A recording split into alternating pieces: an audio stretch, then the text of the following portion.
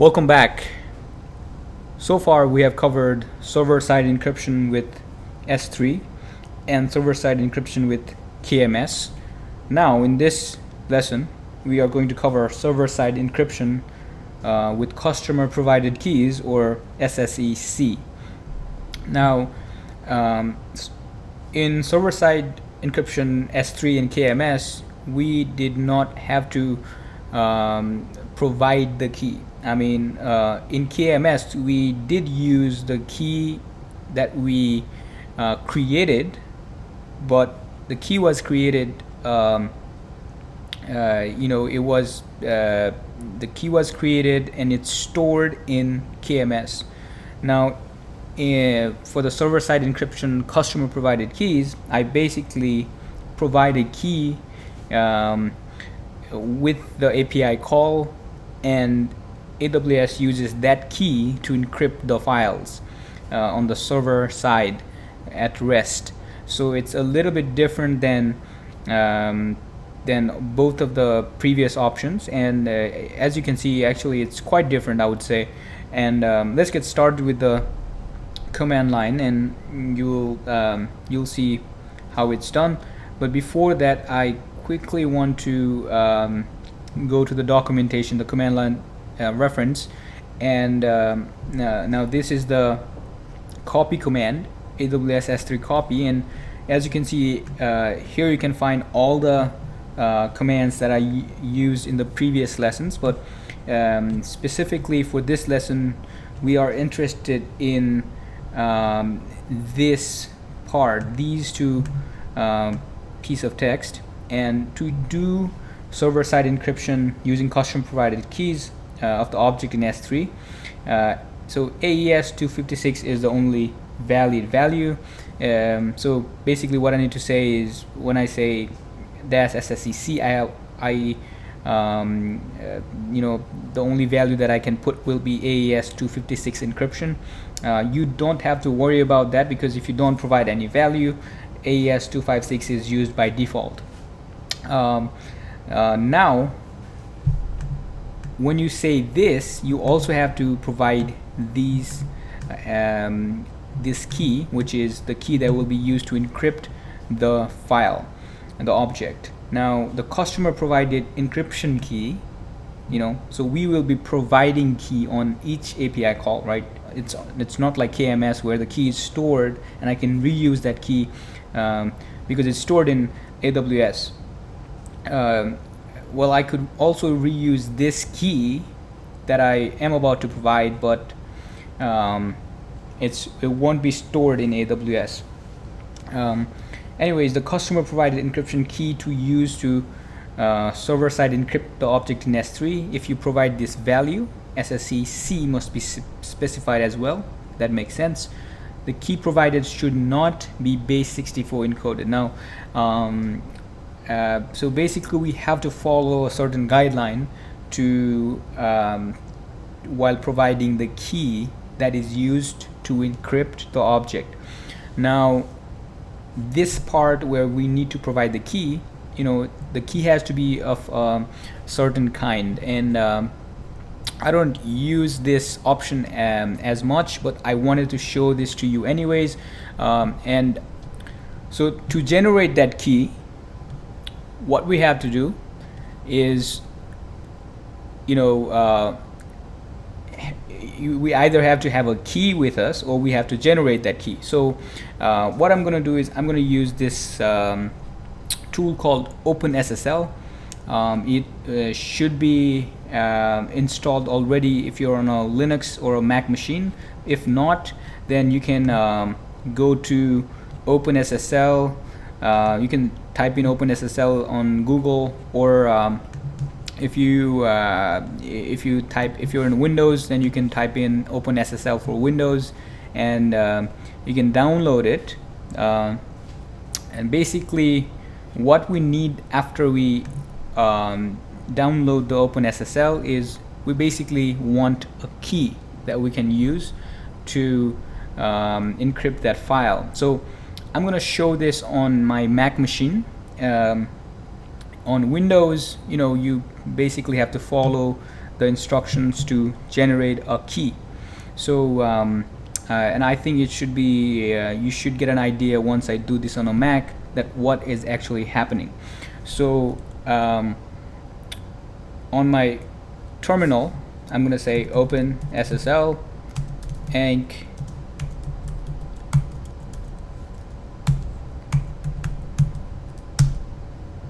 sk.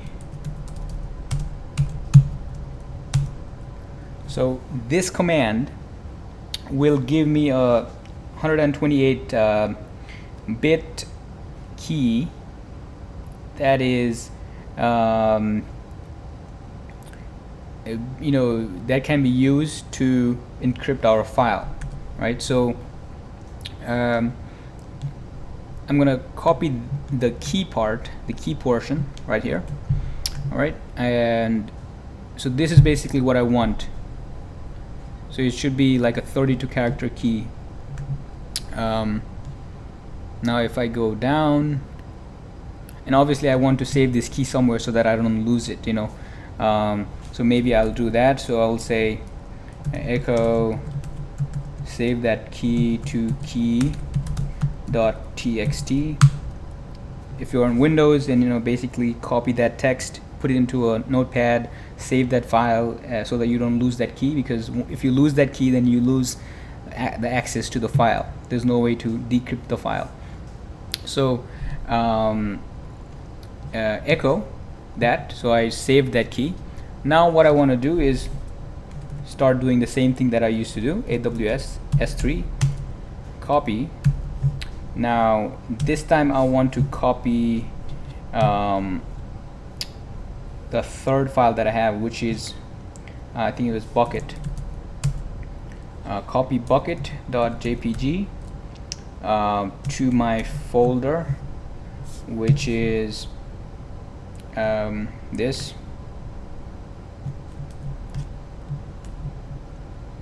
Right, so as we saw on the documentation, I have to include -SSE. So I'm going to say SSE-C, and once again, if I go back to the documentation, I also have to include SSE C key, and that's where I paste the key that I generated. Right, so right here, enter. And there we go, we uploaded that file. Now I want to go back to my S3 console, go inside the bucket and find bucket.jpg, click on it, and yeah, it does not, you know, show me anything saying it does not give me key, or does not say what kind of encryption it is. But what happens if I try to open this? Right, yeah, I get some kind of the object was stored using a form of server-side encryption. Then the correct parameters must be provided to retrieve the object. So there's no way to retrieve the object with the console once again, and what you need to do to retrieve this object is and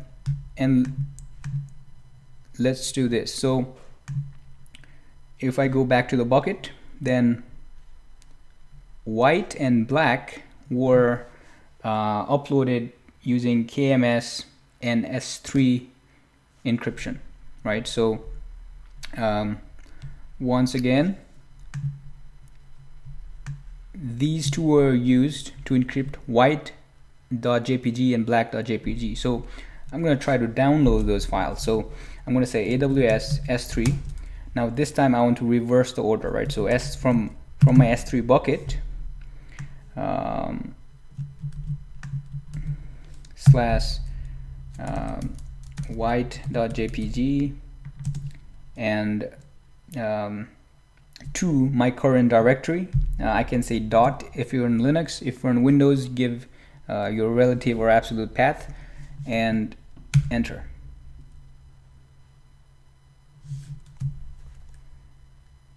Oh, I missed a CP. So I have to say, well, let me clear the screen first. So after S3 I missed a CP, so enter.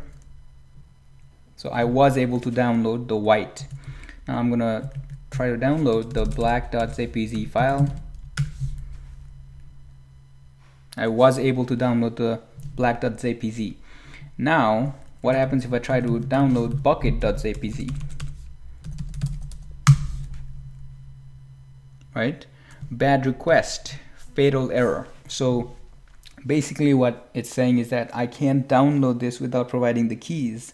So the way to download this, alright, so to download that file, what I need to the command that I need is AWS S3 copy from my S3 bucket of S3, well, I think it's my bucket S3 encrypt, and the name is bucket.jpg to my maybe desktop slash S3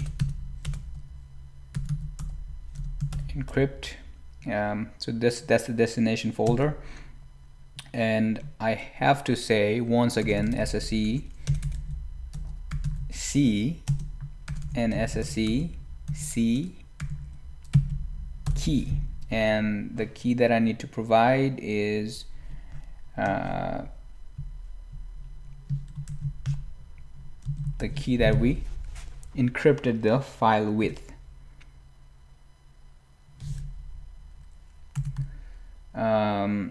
Looks like I misspelled the bucket name, ENCRY, my bucket S3 encrypt.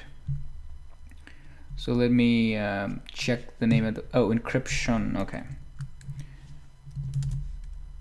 this should do the trick, and there we go. You can see that the download is successful now, right? So I've downloaded this successfully by providing the same key that I encrypted the file with. So if you use the SSE option, then you have to be very careful that you save that key.